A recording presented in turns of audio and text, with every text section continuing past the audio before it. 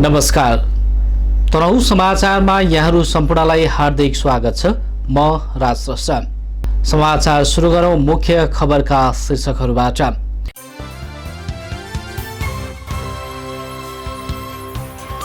Bash 6 स्यामगामा चट्याङ पर्दा 3 घाइते, स्थानीयको घर चर्कियो, मिटर बक्समा पनि क्षति।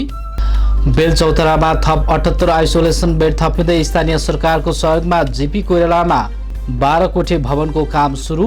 केन्द्रद्वारा नयाँ भवनका लागि टेन्डर आह्वान। तनहुँको आँबु खैरेनीमा मृगौला बिरामी सहित 3 जनामा कोरोना संक्रमण पुष्टि।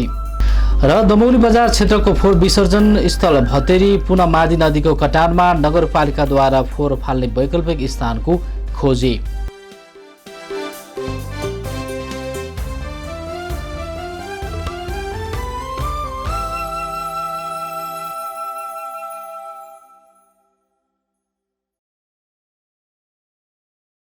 अब समाचार विस्तारमा।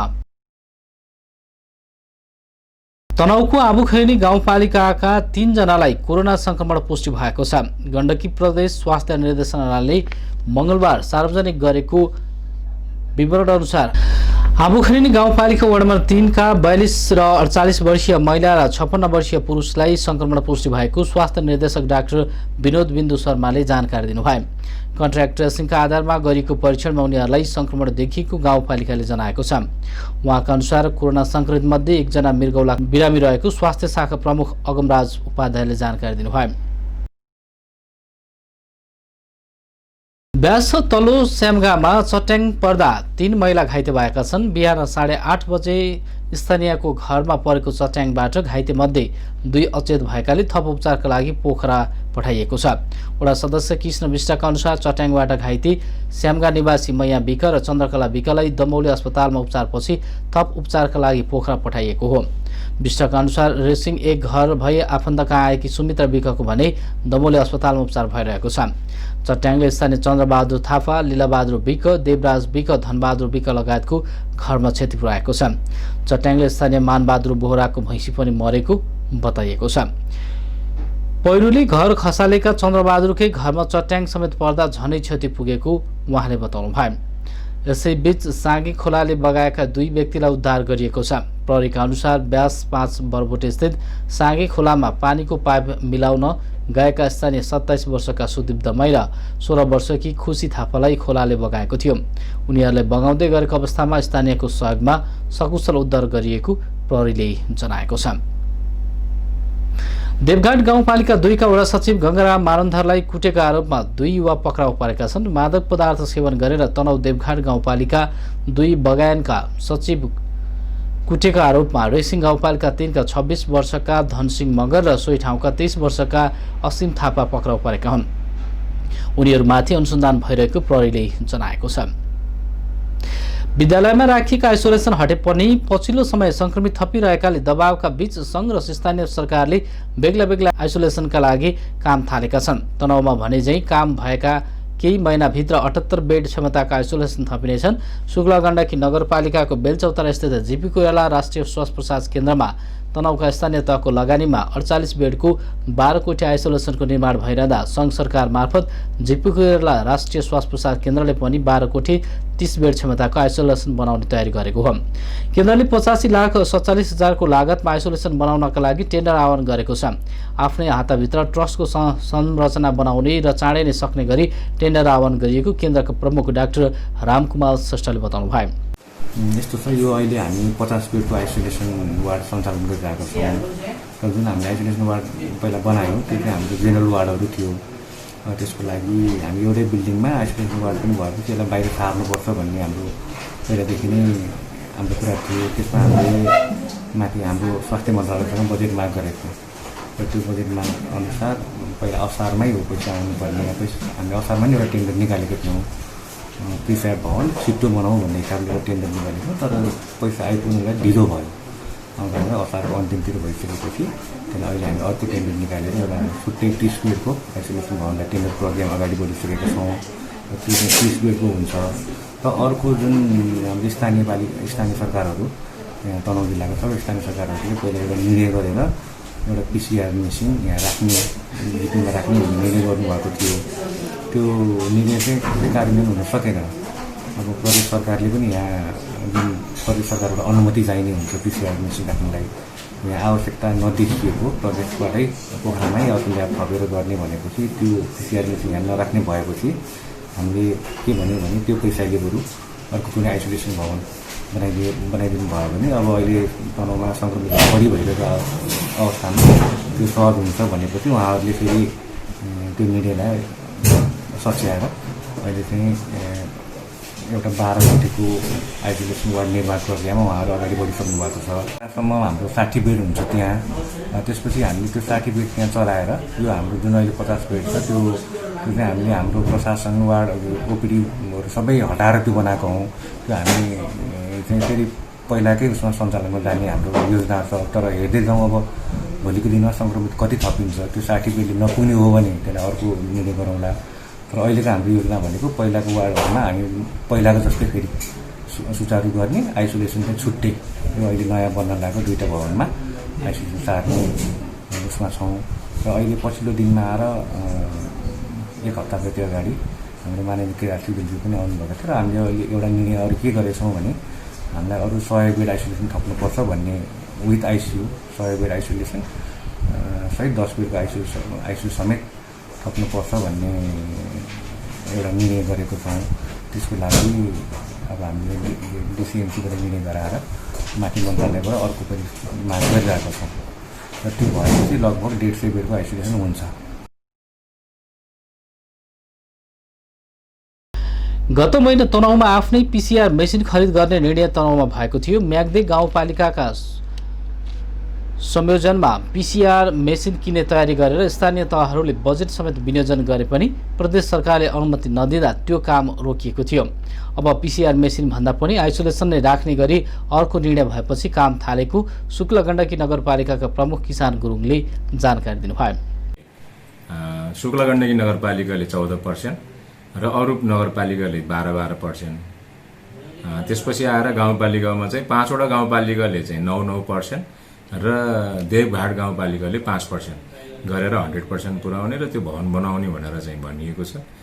हामीले 10वटै पालिकाको जिल्ला सभामा 10वटै पालिकाका चाहिँ मेयर उपमेयरहरू प्रमुख उपप्रमुखहरू बस्दा हामीले के गर्ने त भनेर चाहिँ कुरा गर्दाखेरि चाहिँ ठिक छ, त्यसो भए हामीले 12 कोठाको आइसोलेसन भवन बनाउने, त्यसको लागि लागत खर्च चाहिँ प्रतिशतको हिसाबले चाहिँ बेहोर्ने भनेर कुरा गऱ्यौँ र त्यसको टुङ्गोमा पनि पुग्यौँ। र त्यसपछि फेरि म्याग्दी गाउँपालिकाको प्रमुख मायादेवी राणासँग पनि हामी एकचोटि बस्यौँ र उसकै अध्यक्षतामा बसेको मिटिङले फेरि एउटा चाहिँ जिल्ला सभामा भएको निर्णयलाई रेकमेन्ड गर्यो।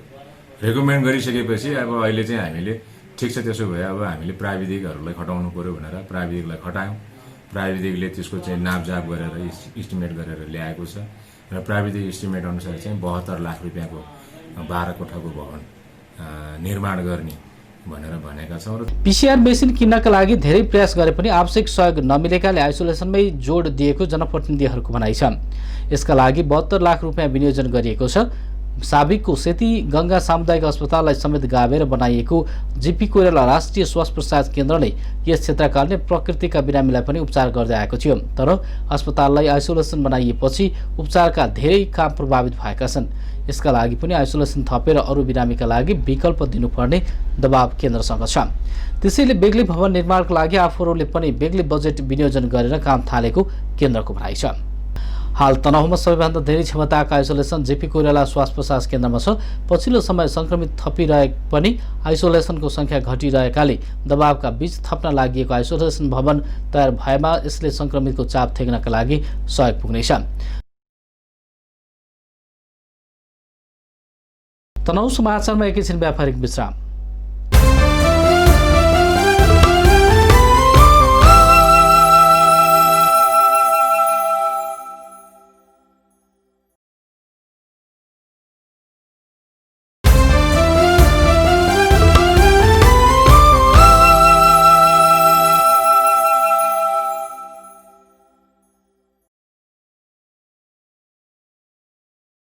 यो छोटो व्यापारिक विश्रामपछि पुनः स्वागत छ। अब बाँकी खबर।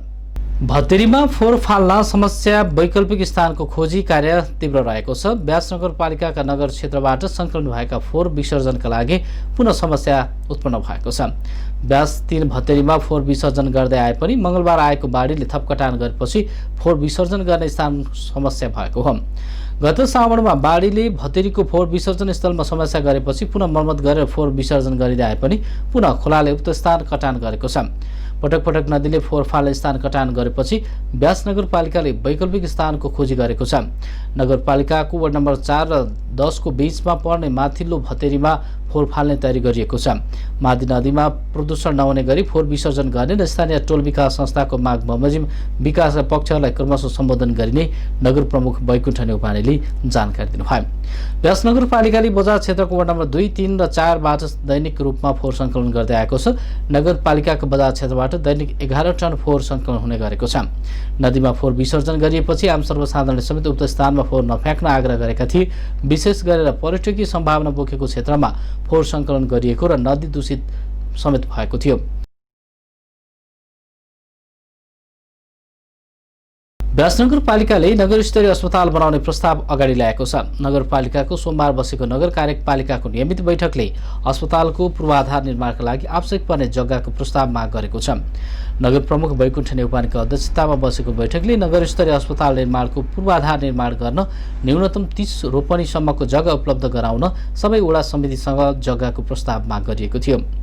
त्यस्तै विद्यमान कोभिड-19 को असरको कारणले नगरपालिकामा कक्षा 11 र 12 सञ्चालन हुने सामुदायिक तथा संस्थागत विद्यालय क्याम्पसहरूमा वैकल्पिक विधिबाट अध्ययन अध्यापन गर्न नेपाल सरकार शिक्षा मन्त्रालयबाट जानकारी भइरहेको अवस्थामा सोको व्यवस्थापन गर्न सबै विद्यालयहरूमा उक्त कक्षामा अध्ययन गर्ने के कति विद्यार्थी छन् त्यसको सङ्ख्या एकिङ गर्नका लागि विद्यार्थी विवरण पेश गर्न नगर शिक्षा समितिलाई जिम्मेवारी दिएको प्रमुख प्रशासकीय अधिकृत डेल्लीराम सिग्देले जानकारी दिनुभयो।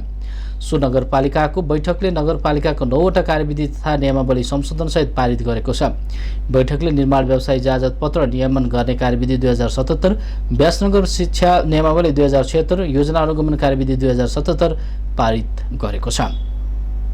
त्यसैगरी उपभोक्ता समिति गठन सञ्चालन कार्यविधि 2076, आर्थिक सहायता नियमित गर्ने कार्यविधि 2077, कृषि व्यवस्थापन प्रवर्धन तथा नियमन कार्यविधि 2077, दूध उत्पादन र बजारीकरणका आधारमा अनुदान कार्यक्रम निर्देशिका 2077, सहकारी मार्फत मासु उत्पादन र बिक्रीमा आधारित अनुदान कार्यक्रम निर्देशिका 2077, कृषि विकास कार्यान्वयन निर्देशिका 2077 पारित गरिएको प्रमुख प्रशासकीय अधिकृत डेल्लीराम सिग्देलले जानकारी दिनुभएको छ। त्यसैगरी कार्यपालिका बैठकले आइसोलेसन निर्माणका लागि विभिन्न ठाउँमा गरिएको सहयोग रकम जिल्ला सङ्कट समिति मार्फत गण्डकी प्रदेश सरकारसँग माग गर्ने निर्णय गरेको छ।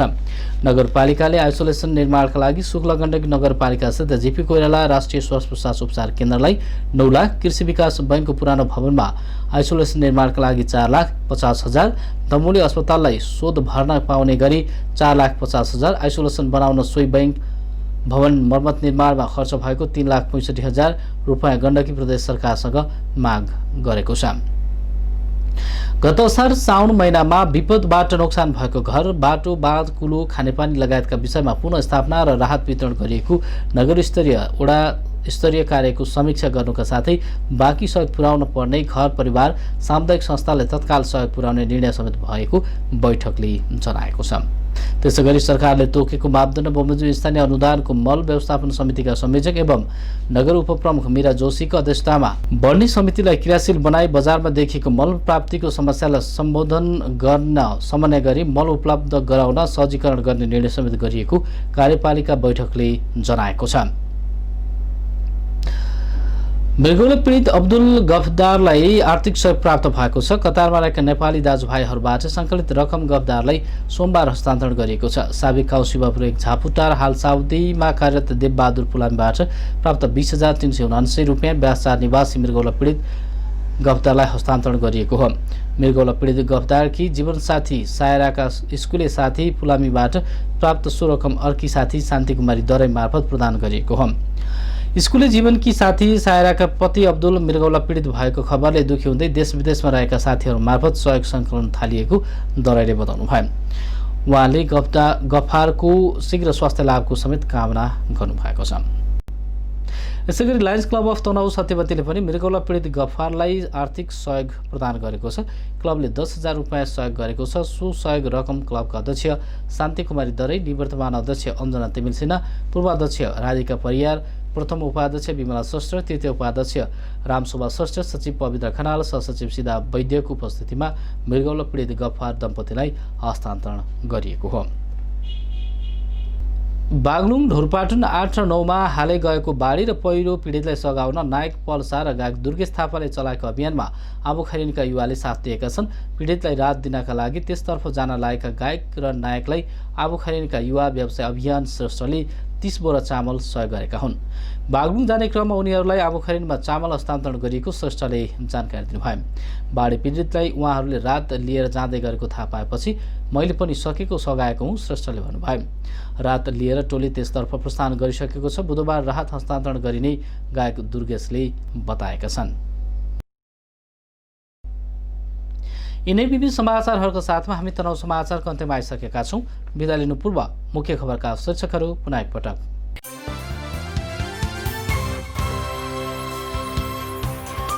ब्यास 6 स्यामगामा चट्याङ पर्दा 3 घाइते, स्थानीयको घर चर्कियो, मिटर बक्समा पनि क्षति। बेलचौतरामा थप 78 आइसोलेसन बेड थपिँदै स्थानीय सरकारको सहयोगमा जीपी कोइरालामा 12 कोठे भवनको काम सुरु। केन्द्रद्वारा नयाँ भवनका लागि टेन्डर आह्वान। तनहुँको आबुखैरेनीमा मृगौला बिरामी सहित 3 जनामा कोरोना संक्रमण पुष्टि। र दमौली बजार क्षेत्रको फोहोर विसर्जन स्थल भतेरी पुनः मादी नदीको कटानमा नगरपालिकाद्वारा फोहोर फाल्ने वैकल्पिक स्थानको खोजी।